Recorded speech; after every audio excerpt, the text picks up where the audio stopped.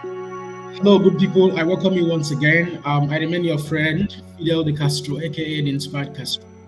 So many people are really scared about the vice presidential candidate of All Progressive Congress. That is the person of KASHIM Shetima. Are you also one of the people who is scared or who are scared about the personality of KASHIM Shetima? For me, the only concern I have about his candidacy was when he was asked in public, what does he think? What is his opinion about restructuring? Kashim Shetima said, in a very loud tone, that restructuring over his foot. I am quoting him. This is really a very worrisome statement, a statement to be concerned about as far as democracy and free speech is concerned. And I have some responses from some prominent Nigerians to the person of Kashim Shetima and his and the president and the presidential candidate of ABC, the person of Bola Ahmed Tinubu. Owing to his last statement on the public space, there is a very beautiful response given by one of the prominent Nigerians to the statement of Kashim Shetima. I want you to sit back and listen to this very comment from Nigerians. Skewing dubious statistics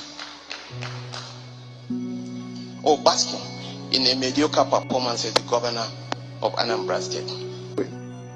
His own principal said Emilekun when he gave the famous and what has come to become the national anthem of the party, when he said Olule, Oshekini, Olile, Oshekeji, Olule, Osheketa, Olule, television. It was in that meeting he said it was his own turn to be president. It's not about the people, it's not about everyone, but escalated to the most recent visit he made to Pa Adefaranti.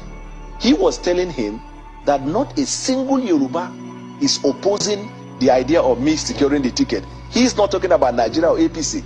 Then he added, he said, I promise you when I go to the election, I will bring back the trophy. In other words, his idea of the race to presidency is like you go and get a trophy to your ethnic enclave. There is not a single divisive statement that matches that. But we are not surprised that these things did not find their ways into print and electronic media. Because just last week, he had a meeting with editors in Oriental Hotel in Lagos, where he was literally persuading and buying them over to his view. We have also heard when he said he will curse anybody that tried to settle Wiki and Atiku.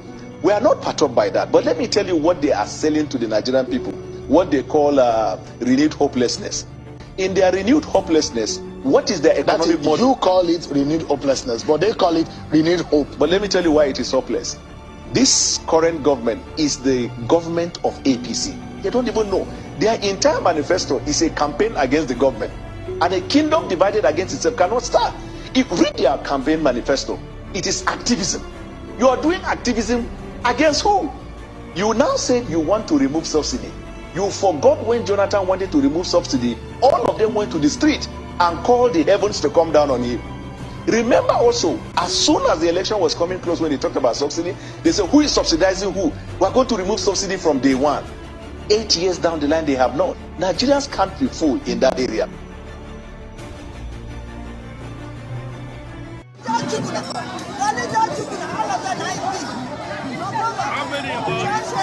How many were it? 68.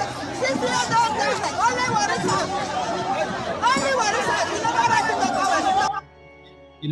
these are some of the reactions of Nigerians over the recent, over some of the public comments made by Kashim Shetima, the vice presidential candidate of All Progressive Congress. And I ask this question again. Are you also one of the Nigerians who is scared of Kashim Shetima? Do you think that if All Progressive Congress wins the 2023 election, that Kashim Shetima will be hard on Nigerians in case of eventualities, God forbid, where the presidential candidate is no longer there, or after his tenure is over? Do you think that Kashim Shetima would be hard on Nigerians? Kindly share your comment. It is my candid wish that the best candidate emerges in the year 2023. that Nigeria and Nigerians will have a breath of fresh air, a good leadership that can actually move Nigeria from consumption to production.